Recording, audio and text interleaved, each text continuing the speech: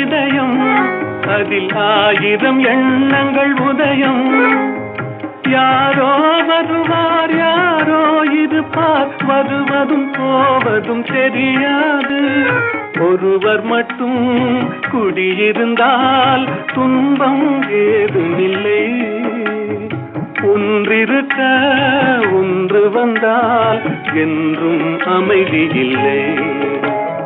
நினைப்பதெல்லாம் நடந்து விட்டால் தெய்வம் ஏதுமில்லை.